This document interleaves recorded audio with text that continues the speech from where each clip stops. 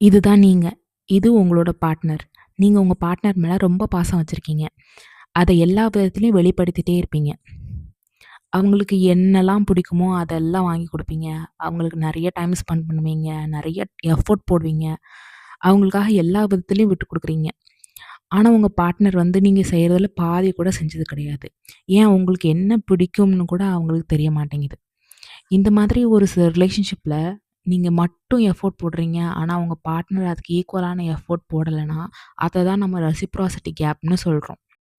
இந்த ரெசிப்ராசிட்டி கேப் இருக்குன்னு தெரிஞ்சா, அத முதல்ல வெளிப்படையா பேசி சரி பண்றது ரொம்ப முக்கியமான விஷயம். அப்படி பேசியும் அத சரி பண்ண முடியலன்னா, அது ஒரு ஹெல்தியான ரிலேஷன்ஷிப் கிடையாது. இந்த மாதிரி ஒரு சிட்யூவேஷன் தொடர்ந்துச்சுன்னா, அதிகமா எஃபோர்ட் போடுறாங்க இல்லையா? அந்த பார்ட்னருக்கு சீக்கிரமே மன அழுத்தம் ரொம்ப சிவியரா வந்துரும் அப்படின்னு சொல்லி எக்ஸ்பர்ட்ஸ் சொல்றாங்க. ஸோ இந்த மாரி சூழ்நிலையில நம்ம இருந்தோம்னா, அந்த ரிலேஷன்ஷிப்ப விட்டு சீக்கிரமா வெளில வர்றது தான் நம்மளுக்கு நாமளே குடுக்குற மிகப்பெரிய மரியாதை. ஒரு கப்பலுக்குள்ள மனப்பொருத்தம் இருக்கா, இல்லையா அப்படிங்கிறத தீர்மானிக்கிறதுல ரெசிப்ராசிட்டி மிக முக்கிய பங்கு வகிக்குது. அந்த ரெசிப்ராசிட்டியே ஒரு கப்பலுக்குள்ள இல்லன்னா, அவங்களால லாங் டெர்ம்ல சேர்ந்து இருக்கும்போது சந்தோஷமா இருக்க முடியாது. இத அவங்களே பேசி சரி பண்ண ட்ரை பண்ணணும். அப்படி சரி பண்ண முடியலன்னா, பேசி பிரிஞ்சுறது நல்லது.